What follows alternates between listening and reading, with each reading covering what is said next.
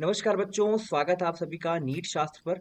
तो अभी अभी सुप्रीम कोर्ट में नीट 2024 को लेकर जो हियरिंग हुई है, उसके डिस्कस करने के लिए, उसको समझने के लिए हमारे साथ हैं एडवोकेट ब्रज किशोर मिश्रा सर। तो नमस्कार सर, स्वागत है आपका नीट शास्त्र पर। हेलो सर, नमस्कार and thank you for inviting me sir. Thank you sir, thank you, thank you, thank you. तो सर, हम आपसे ये जानना चाहते हैं सर कि अभी जो हियरिंग हुई है सुप्रीम कोर्ट में, तो जी बेसिकली सर, इसको अगर हम आसान भाषा में समझना चाहें सर, आप इसको अगर कंक्लूड कर देते बच्चों के लिए एक बार। सर, देखिए आप सभी को पता होगा कि अभी सुप्रीम कोर्ट के अंदर समर की वेकेशन चल रही है। जी सर। तो इस समय हमारे पास सुप्रीम कोर्ट के अंदर ऑनेबल जो कोर्ट्स है वो वेकेशन बेंच में बैठती हैं। हम्म। तो आज जो कॉजेस थी उसके अंदर कोर्ट नंबर 12 में आइटम नंबर 25 था, जो एक मैटर लिस्ट हुआ था एनटीए को रिस्पोंडेंट्स बना के। तो सर, इस मैटर के अंदर बेसिकली क्या हुआ था कि सुबह जैसे कोर्ट बैठती है तो उसमें मेंशनिंग करी जाती है, जिसमें एक बहुत नामी एडवोकेट हैं, एडवोकेट जे साई दीपक। जी जी सर। उन्होंने एक मैटर मेंशन किया था कि नीट के एग्जाम्स को लेकर डिस्पेरेंसीज हुई हैं और परवर्सिटीज हुई हैं फैलिसीज को लेकर। हम्म। लेकिन सुप्रीम कोर्ट का अपना काम करने का तरीका है, तो कोर्ट ने उनसे बोला कि आप यही चीज मेंशन करिए रजिस्ट्री के सामने, एंड सब्सिक्वेंटली रजिस्ट्री इसको क्या करेगी, ऑनेबल चीफ जस्टिस के सामने रखेगी और फिर ये मैटर लिस्ट होगा। फिर अल्टीमेटली क्या होता है कि आइटम नंबर 25 रीच होता है, जिसके अंदर जो पिटिशनर्स थे वो करीब 10 लोग थे। और जी। उन्होंने वो एनटीए के रिजल्ट्स को लेके, पेपर लीक को लेके, एंटिसिपेशंस को लेके उन्होंने ये एक मैटर फाइल किया था। तो सीनियर एडवोकेट इसके अंदर अपीयर हुए थे और उन्होंने एक कंटेंशन इस पे रेस किया कि चूंकि ये परवर्सिटी है और ये चीजें ठीक नहीं हुई हैं, तो उन्होंने रिक्वेस्ट करी कि काउंसलिंग को रोक दिया जाए। Hmm. But court was not incline to stop the और स्टे द काउंसलिंग। कोर्ट ने इसके अंदर बोला कि दिस मैटर रिक्वायर्स कंसिडरेशन, और कोर्ट ने इसमें नोटिस इशू किया है। जी नोटिस सर। इशू करने का मतलब है कि सामने वाले से जवाब मांगा जाता है कि देखो भैया, तुमको रिस्पोंडेंट बनाया गया है, तुम्हारे खिलाफ ये केस है, तुम्हारा क्या कहना है। हम्म। तो जो एनटीए के काउंसिल थे, उनको उनसे रिस्पांस उनका माना गया है।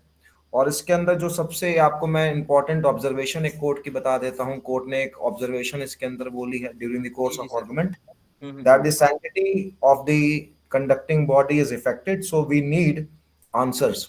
हम्म। और ये बट नेचुरल है, जब इतने बड़े लेवल पे एग्जामिनेशन होता है तो सामने वाले पार्टी को बिना सुने हुए ये अनफेयर होगा कि एग्जाम के ऊपर एक ब्लैंकेट स्टे लगा दिया जाए। तो हम्म। कोर्ट ने बोला कि let first of all let have the reply off them, उनके रिप्लाई को देखते हैं और फिर सब्सिक्वेंटली कोर्ट इसके ऊपर आगे करेगी। और साथ ही साथ एक सिमिलर मैटर है जो 8 जुलाई को आ रहा है, जिसमें एनटीए पार्टी है। तो जी जो सर। एनटीए के काउंसिल थे उन्होंने रिक्वेस्ट की कि साहब सिमिलर मैटर जो है वो 8 जुलाई को लिस्टेड है ऑनेबल चीफ के सामने, तो इस मैटर को भी उसके साथ टैग कर दिया जाए। जी तो सर। कुल मिला के जो प्रेजेंट आज स्थिति ये है कि 8 जुलाई को ये दोबारा मैटर लिस्टेड होंगे। हम्म। और करस्पॉन्डिंग, हालांकि कोर्ट ने काउंसलिंग को स्टे करने से मना कर दिया, मना कर दिया काउंसलिंग है। चलेगी, counselling is not been stayed till date. जैसे सर, इसके बारे में मैं लाइव लॉ पे पढ़ रहा था। तो बेसिकली सर, इसमें ये लिखा हुआ था कि ये जो आज कोर्ट में लिस्टिंग हुई है जिस पीआईएल की, ये 1 जून के पहले का है। और जी नीट का रिजल्ट आया सर 4 जून को। और 4 जून जी के बाद जब रिजल्ट की अनाउंसमेंट हुई एनटीए की तरफ से, तब और ज्यादा डिस्क्रिपेंसीज और अनियमितता पता चला एग्जाम में हुआ है। तो जी 4 जून के बाद दो पीआईएल और फाइल की गई जी एनटीए के अगेंस्ट। तो जी। अगर सर वो 1 जून को उसको कंसिडर, 1 जून के पहले की अभी पीआईएल फाइल हुई, तो क्या ऐसा होगा क्या कि 4 तारीख के बाद की जो पीआईएल फाइल हुई है, इनको भी 8 जुलाई के साथ ही अटैक कर दिया जाएगा?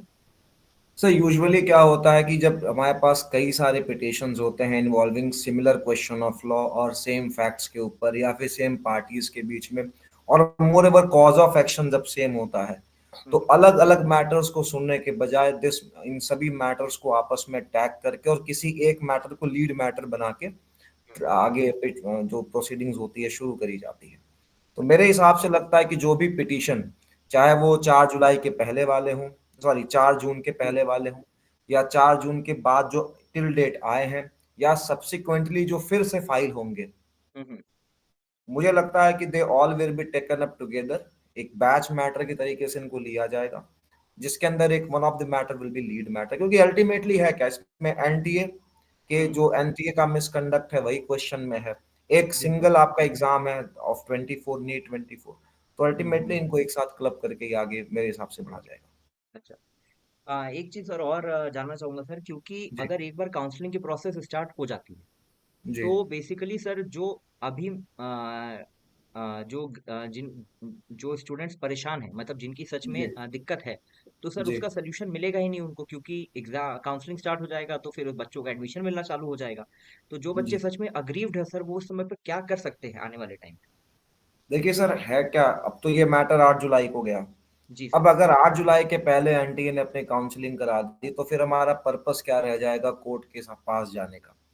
तो हम्म। इसमें क्या होता है कि हमारे सुप्रीम कोर्ट की जो वर्किंग है वो इस तरीके से है कि अगर आपके मैटर में वाकई में कोई अर्जेंसी है, हम्म। तो हमारे सुप्रीम कोर्ट के अंदर एक रजिस्ट्री के पास हम एक अर्जेंट मेंशनिंग की एक एप्लीकेशन डालते हैं, जहाँ पे हम हम्म। रजिस्ट्रार के सामने अपनी अर्जेंसी को बताते हैं कि सर अगर अगर काउंसलिंग करा ही दी जाएगी, एडमिशन हो ही जाएगा, तो जो हमारा पिटीशन है, चाहे वो रेट पिटीशन हो, चाहे पीआई हो, चाहे एसएलपी हो, वो इनफ्रक्चुअस हो जाएगा, वो किसी काम का नहीं रहेगा। क्योंकि अल्टीमेटली जब आप काउंसलिंग करवा ही देंगे तो फिर हमारा पर्पस क्या रह गया। जी। तो आप अर्जेंट मेंशनिंग करेंगे और मेंशनिंग करने के बाद अपना रीजन ऑफ अर्जेंसी बताएंगे, हम्म। तो हो सकता है कि ये मैटर पहले लिस्ट हो जाए। ठीक है। हम्म। तो मुझे नहीं लगता कि कोई ऐसा मिस जस्टिस बच्चों के साथ होगा। अगर कोई ऐसी डिफिकल्टी है तो hmm. NTA will take care of this और courts will also take care of this. अच्छा, ठीक ठीक ठीक। तो बेसिकली सर, मतलब अगर कंक्लूड किया जाए इन चीज़ों को, तो यही है कि अभी के लिए काउंसलिंग पे स्टे नहीं लगाया गया है, काउंसलिंग प्रोसेस जी चलेगा। ऑनरेबल जी कोर्ट ने यही कहा है। और जी जो भी सिमिलर मैटर्स उनको सब एक साथ टैग कर दिया जाएगा। और जो स्टूडेंट्स को लग रहा है कि काउंसलिंग स्टार्ट होने से डेफिनेटली उनको दिक्कत होगी, तो वो फिर इसको जी। रजिस्टर करके हाँ, कोर्ट दे को दे पास। दे आर एट लिबर्टी, उनके पास लिबर्टी है। They can approach the court, they can mention before the court की लॉर्डशिप। अगर आप नहीं करेंगे तो इट विल क्रिएट, उनके लिए डिफिकल्टी होगी। सो हम्म। तो ये कर सकते हैं। बट जी जी जी। स्थिति फिलहाल ऐसी है कि जो सिमिलर मैटर्स होंगे जहाँ पे सेम क्वेश्चन जो हैं वो हैं, तो उनको एक हम्म। साथ लिया जाएगा। जैसे 8 जुलाई को 2 मैटर्स लिए जाएंगे, मान लीजिए सब्सिक्वेंटली 2-3 मैटर्स और फाइल होते हैं, तो they hmm. Will be ultimately connected to the lead matter या पेंडिंग मैटर्स में वो कनेक्टेड हो जाएंगे, they will be taken up together. और हम्म। काउंसलिंग, मुझे नहीं लगता कि, अच्छा इसमें ये भी समझना है कि मुझे नहीं लगता कि एनटीए काउंसलिंग शुरू करवाएगी, जी sir. Since the matter is prejudice, matter भी हम्म। कोर्ट में पेंडिंग है। तो हम्म। अपने बोनाफाइड्स को, या फिर एक इतनी बड़ी संस्था होने के नाते जो इतनी बड़े एग्जाम्स को कंडक्ट करवा रही है, आई डोंट थिंक कि एनटीए ऐसा करेगी कि इसी दौरान काउंसलिंग करवा के वो बच्चों का एडमिशन ले लेगी। मुझे हाँ हाँ। कम से कम लगता नहीं जैसे ऐसा। बेसिकली सर ये भी है कि जैसे इसमें एक एनटीए का काम तो सिर्फ नेशनल टेस्टिंग एजेंसी है, तो सिर्फ वो टेस्ट कंडक्ट कराती है, नेशनल जी लेवल के टेस्ट कंडक्ट कराती है। जी और जो मेडिकल के एमबीबीएस और बीडीएस की सीट्स होती हैं, इनकी काउंसलिंग दो अथॉरिटीज करवाती है। जी एक है आपकी एमसीसी, मेडिकल काउंसलिंग कमेटी। और जी दूसरा हर एक स्टेट की इंडिविजुअल डीजीएमई होती है। जैसे जी यूपी डीजीएमई है, बिहार डीजीएमई है, तो इस तरह से दो जी अथॉरिटीज काउंसलिंग को करवाती हैं। तो अब जी। मुझे भी सर ऐसा लगता है, फील होता है कि ऐसे में एमसीसी ऐसा नहीं करेगा कि काउंसलिंग का शेड्यूल रिलीज कर देगा, जब इतनी सारी चीजें ऑलरेडी हैपनिंग है इस टाइम पे। बिल्कुल सर, जब मैटर्स पेंडिंग होते, देखिए कोर्ट का कोई क्लियर इंस्ट्रक्शन नहीं है, कोर्ट का कोई क्लियर डायरेक्शन नहीं है कि काउंसलिंग शुड बी स्टेट। हम्म। क्योंकि होता क्या है सर, जब एग्जाम इतने बड़े लेवल पे होता है, जहाँ पे क्लाउड बहुत बड़ा इन्वॉल्व होता है, बिना सुने हुए भाई हम्म। आज मैटर लिस्ट हुआ था, अनटिल जी। एंड अनलेस आप सामने वाले को एक अपॉर्चुनिटी नहीं देंगे और बीइंग हर्ड, तो उसके बिना आप कोई एडवर्स ऑर्डर नहीं पास कर सकते या एक ब्लैंकेट स्टे नहीं लगा सकते। जी। राइट। तो इसलिए कोर्ट ने एक अपॉर्चुनिटी दी है, वो अपने रिप्लाई फाइल करें, रिप्लाई और रिस्पॉन्स आने के बाद, चूंकि कोर्ट ने इस बात को जरूर माना है कि हम्म। आपकी सैंक्टिटी क्वेश्चन में है, दी बिल्कुल। गई संस्था जो आप एग्जाम के लिए सैंक्टिटी, हाँ। और बट नेचुरल है कि जब आपके ऊपर प्रश्न उठेंगे तो आपको अपने तरफ से बर्डन आपके ऊपर है, burden is upon you to prove that you are you are working in a innocent. Neutral way. Yes sir. Right. तो ये कोर्ट्स ने किया हुआ है, और सब्सिक्वेंटली मुझे नहीं लगता है कि कोई भी जो एजेंसीज हैं वो इस तरीके से काउंसलिंग कराने की इतनी जल्दी उनको होगी। बिल्कुल आई बिल्कुल थिंक बिल्कुल। आज लगभग 11 तारीख है, एक महीने हम्म। का और वेट कर लेंगे तो that will be good in the interest of justice. बिल्कुल बिल्कुल बिल्कुल। एक चीज सर, मैं आपसे एक आखिरी चीज सर यही जानना चाहूंगा, समझना चाहूंगा कि एनटीए ने जो जी सर ग्रेस मार्क्स दिया है बच्चों को, तो जी उन्होंने सर इसका जो हवाला दिया है कि 2018 में क्लैट के एग्जाम में जो ग्रेस मार्क्स का सिस्टम लगाया गया था, एपेक्स कोर्ट का जजमेंट जी था, उसी को फॉलो करते हुए उन्होंने नीट के एग्जाम में भी ग्रेस मार्क्स दे दिया। तो सर आप तो खुद ही जी सर जैसे क्लैट एग्जाम से आप तो बहुत क्लोजली जुड़े हुए एसोसिएटेड हो, तो सर जी आपको मतलब उस जजमेंट के बारे में सर आप थोड़ा बताइए, और कहाँ तक ये नीट में लगाना सही था या नहीं था सर, इस पे मतलब आप एक अगर थोड़ा सा अपना वर्डिक्ट दे सके सर, थोड़ा बच्चों को बता सके। सर, देखिए यूजुअली क्या है कि जो जजमेंट पे रिलायंस प्लेस्ड करा गया है, जी सर। जिस जजमेंट पे रिलायंस प्लेस करके उन्होंने वो मार्क्स, ग्रेस मार्क्स अवार्ड किए हैं, हम्म। दोनों एग्जाम का नेचर बिल्कुल अलग है। Yes sir. CLAT was conducted in online mode yes and the sir. NEET was conducted in offline. offline mode. It was a pen paper mode. हम्म। तो जो difficulty candidates face करते हैं ऑनलाइन मोड में, हम्म। वो difficulty यहाँ पे NEET के साथ नहीं थी। बिल्कुल। रीजन बीइंग, वहां पे डिफिकल्टी थी, अगर आप उस पूरे जजमेंट को पढ़ेंगे तो जो हम्म। शुरू का ही पार्ट है उसके अंदर बताया गया है कि क्या परेशानियां आई थी। तो परेशानी ये थी कि जो स्क्रीन थी, the screen was getting freezed, option was not visible on the screen, next question पे आप नहीं जा पा रहे थे। तो ये जो कमी है, ये कमी एक रिजनेबल आदमी भी समझ सकता है कि एक ऑनलाइन एग्जाम में ये फॉल्ट, ये कमियां, it can be possible. Yes sir. उसके करस्पॉन्डिंग कोर्ट ने ग्रेस मार्क देने का एक पैरामीटर तय किया, हम्म। बट वो एक ब्लैंकेट पैरामीटर नहीं हो सकता है कि उसको आप हर एग्जाम्स में लगा सकें। बिल्कुल सर। और दैट दूसरा सर एक, कंडक्टिंग हाँ एजेंसी हाँ, was, ji ji ji sir, एक चीज सर जैसे मैं यहाँ पे ऐड करना चाहूंगा कि जैसे क्लैट का एग्जाम 60,000 स्टूडेंट्स ने दिया था, और जी दूसरा सर, सर नीट का exam almost 23 lakh students they रहे हैं। तो एक ये जी भी सर बहुत बड़ा फैक्टर हो जाता है जहां तक मुझे फील होता है। और दूसरी चीज सर, जब क्लैट में ये चीज अप्लाई हुई थी तो उसका एक प्रॉपर फॉर्मूला रिलीज किया गया था कि इस बेसिस पर स्टूडेंट्स की एफिशिएंसी तक को चेक किया गया था कि अगर स्टूडेंट सच में एफिशिएंट है, उसने जो बाकी क्वेश्चंस किस तरह से किए हैं, उसके जी, बेसिस पे उसको ग्रेस मार्क्स मिला था। अब नीट में बिल्कुल सर सर, अगर नीट के प्रारूप को हम देखें एग्जाम के, तो सर इसमें फिजिक्स केमिस्ट्री बायो 3 सब्जेक्ट्स हैं। अब अगर जी सर मुझे टाइम कम मिलता है, मान लो सर मैंने भी नीट का एग्जाम लिखा था, मुझे अगर टाइम कम मिलता है, 20 मिनट या आधा घंटा मुझे कम मिलता है, तो डेफिनेटली सर मैं पहले बायो के क्वेश्चन अटेम्प्ट करूंगा। बायो के क्वेश्चंस करना जी इजी होता है। मैं सर ऐसा भी जी होगा कि 15 सेकंड 20 सेकंड में कोई क्वेश्चन करूंगा, और लास्ट जी में जो मेरे क्वेश्चन बचेंगे वो फिजिक्स केमिस्ट्री के बचेंगे। और जी नीट के एग्जाम में सर फिजिक्स और केमिस्ट्री में बच्चे क्वेश्चन ज्यादा गलत करते हैं, मेरिट वही डिसाइड करती है। जी। और अगर ग्रेस मार्क्स मिलेगा तो सर उनको ये फैक्टर भी कंसीडर करना चाहिए, सिर्फ टाइम और नंबर ऑफ क्वेश्चन को अगर वो देखेंगे, तो ये तो सर फिर सीधे सीधे गलत हुआ है उन बच्चों के साथ जिनको ग्रेस मार्क्स नहीं मिला। नहीं sir, being a student of law, मैं आपको बताऊं जी कि सर।